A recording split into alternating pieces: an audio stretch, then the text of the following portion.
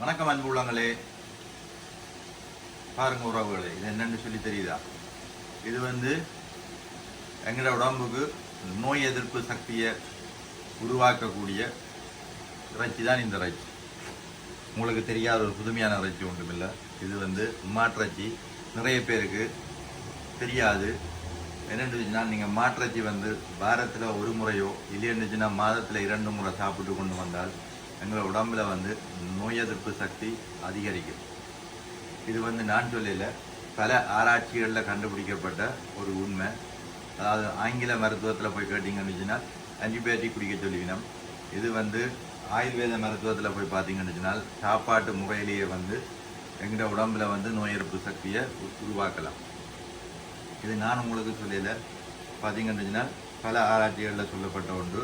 நீங்கள் இதுகள் சம்பந்தமான விவரங்களை தெரிஞ்சு கொள்ளணும்னுச்சுன்னா யூடியூப்லேயே இருக்குது.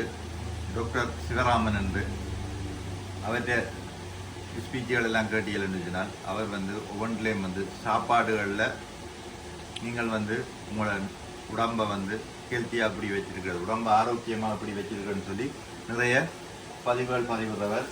நீங்கள் அதுகளை பார்த்து தெரிஞ்சு கொள்ளலாம். இந்த பார்த்தீங்கன்னு இந்த மாட்டிறைச்சியும் இந்த மரக்கறியும் தான் இன்றைக்கு சாப்பிட போகும். மாட்டிறைச்சியும் இந்த மரக்கறியும் தான் சாப்பிட போகும்.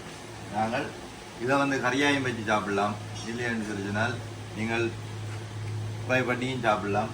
அதை விட இந்த மாதிரி லைட்டாக காய்ச்சியில் போட்டு வாட்டிட்டு, நீங்கள் இப்போ இன்னும் வாட்டையிலே நீ வாட்ட போகிறோம், வாட்டிட்டு இப்படி மரக்கறிகளோட இல்லைன்னு சொன்னால் சோறோடையோ எதனால உங்களை விரும்பினதோட சேர்த்து சாப்பிட்டால், அதாவது வாரத்தில் ஒரு முறை சாப்பிட்றீங்கன்னு சொன்னால் ஒரு வருஷத்தில் நீங்கள் 52 முறை ஆன்டிபயோட்டிக், அதாவது ஆங்கில மருத்துவத்தில் பாவிக்கிற ஆன்டிபயோட்டிக் எடுத்ததுக்கு சமமான பவரை கொடுக்கும். இல்லை நீங்கள் மாதத்தில் 2 முறை சாப்பிட்றீங்கன்னு சொன்னால் 26 தடவை நீங்கள் ஆன்டிபயோட்டிக் எடுத்ததுக்கான பவரை கொடுக்கும். ஆனால் ஆங்கில மருத்துவத்தில் பார்த்தீங்கன்னா ஆன்டிபயோட்டிக் அடிக்கடி எடுக்கக்கூடாது. நீங்கள் ஆயுர்வேத முறைப்படி எங்களோட உணவு முறைகள்லேயே நாங்கள் இதை சாப்பிட்டு வந்தோம்னுச்சுனால் எந்த ஒரு ஆபத்தும் இல்லை. ஆன்டிபயோட்டிக் நீங்கள் தொடர்ந்து குடித்தா கூட அதுக்கும் ஆபத்து தான். இது நீங்கள் தொடர்ந்து சாப்பிட்டாலும் எந்த ஒரு ஆபத்தும் இல்லை. உங்களுக்கு நோய் எதிர்ப்பு சக்தியை அதிகரிக்கும். பாருங்கோ, இந்த இதை வாட்டி போட்டு காட்டுறேன், தொடர்ந்து பாருங்கோ. இந்த பாருங்கோ, மாட்டிறைச்சியை வாட்டியாச்சு, மரக்கறிகளும் வாட்டி வச்சிருக்கிறோம். எனக்கு பிடிச்ச தக்காளி கொஞ்சம் ஃப்ரீத்தோட. இந்த இது பார்த்தீங்கன்னா ஓரஞ்ச் ஜூஸ். மாட்டிறைச்சி ஆன்டிபயோட்டிக், ஓரஞ்ச் ஜூஸ் விட்டமின்.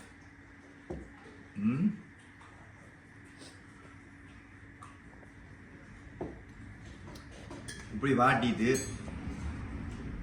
இந்த முத்தாத் சோஸோட மாட்டிறைச்சியை சாப்பிட்டா, முத்தாத் சோஸோட மாட்டிறைச்சி சாப்பிட்டா சொல்லி நீங்கள் உங்க ட்ரை பண்ணி பாருங்க.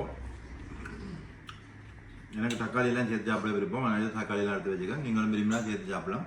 இல்லாட்டி மிளகாய் கொஞ்சம் பாட்டிட்டு கொஞ்சம் சலாட்டு வச்சு சாப்பிட்டு பாருங்க. எல்லா கண்ட சோஸுகளும் சாப்பிடாம முத்தாத் சோஸ் சாப்பிட்டா அதுவும் உடம்புக்கு நல்லா.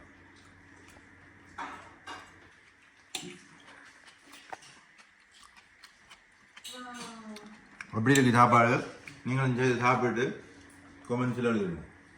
என்ன சொல்கிறீங்க? உங்களுக்கு வெறுப்பத்துறதுக்காண்டி இது போடல, நீங்களுமே செய்து சாப்பிடணும்டாக்காண்டி. உங்களோட உடம்புக்கு நல்ல ஆங்கில மருத்துவத்தில் ஆன்டிபயோட்டிக் குடிக்கிறதுக்கும் இது சாப்பிட்டு கொண்டு வந்தால் எங்களோட உடம்பில் நோய் எதிர்ப்பு சக்தி அதிகரிக்கும்.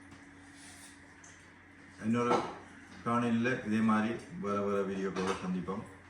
பிடிச்சிருந்தா அந்த சின்ன பட்டன் லைக்கையும் ஷேரையும் அமர்த்தி விடுங்க. நன்றி.